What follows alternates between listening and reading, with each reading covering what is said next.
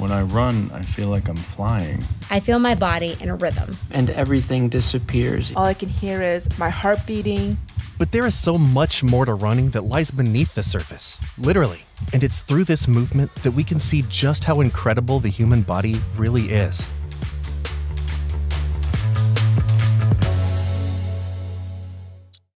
There's a theory that in order to keep the human body as comfortable as possible, the brain limits physical exercise, especially when it comes to running. I always tell people to ignore the first 3 miles because whatever you're experiencing is trying to tell you to stop. And if you were to listen to that, you wouldn't get very far. So for me, the first 3 miles are just kind of whatever. And then it gets really good after that. That's Zach Friedley. He's a professional trail runner. In addition to training his body, he also spends a lot of time training his mind by meditating. Research shows that runners who are able to regulate their brain and emotions are able to push their body faster and farther. But what's happening inside the body anyways? The whole body is acting as a shock absorber. The muscles and tendons and ligaments and bone that are all tissues that are absorbing some of that shock. Alina Grabowski studies the biomechanics of human locomotion across many body types. For running at kind of a moderate speed, the impacts are about probably 2 times body weight. And then as you run faster and faster, you generate more and more force on the ground. Helping counteract a lot of that force on the ground are the calf muscles. These players help push the body up and off the ground. For other runners, this force can be neutralized through a prosthetic known as a blade. So I got my first blade back in 2007 in December, 6 months before the 2008 Beijing Paralympics. And it was one of the coolest experiences of my life. And they put that thing on me, and within several minutes, I was flying up and down this hallway. My biomechanics allowed me to literally fly. For biological legs, above the knee are the thigh muscles. The hamstring and quadricep muscles work together to extend and flex the lower leg. And playing defense against gravity are the largest teammates, the glute muscles. So if you didn't have a glute muscle, all of a sudden, your whole upper body would just shift forward and kind of collapse. Basically, as an above knee runner, I don't have a knee that engages my quad or my hamstring, and I don't have a calf.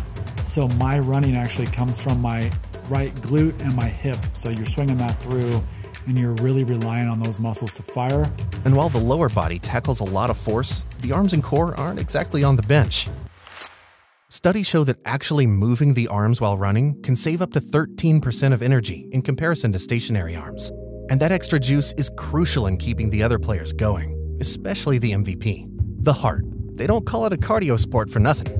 During a run, the body needs up to 4 times the normal cardiac output in order to power all of the components on the field. The pumping of blood and nutrients can create enough pressure to squirt blood up to 30 feet. Interestingly, we've found in doing research on a fair number of people with below-the-knee amputations that their metabolic cost, or the effort that's required to run at a given speed, is about the same as runners with biological legs. Within the Olympic committees, it's been thought that runners with prosthetics had a racing advantage, since a prosthetic weighs less than a biological leg. But Alina's studies have shown prosthetics offer no competitive advantage. I mean, that was huge when that came out in the prosthetics world.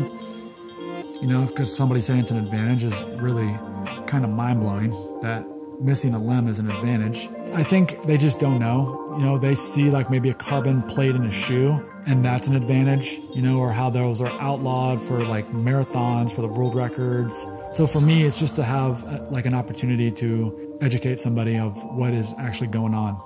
And while athletes might use their bodies in different ways during a run, all of those muscles and players are still being coached by the captain, the mind. The experience of running for everybody is different, but I feel like what connects us all is maybe we like working through challenges, and we get to work through these challenges of moving our body, whether it be road marathons or sky running or these ultra distances. We're all working through these challenges, and then we get to apply that to our everyday life. This just goes to show how no matter the body's physical makeup, a runner's body is a body that runs.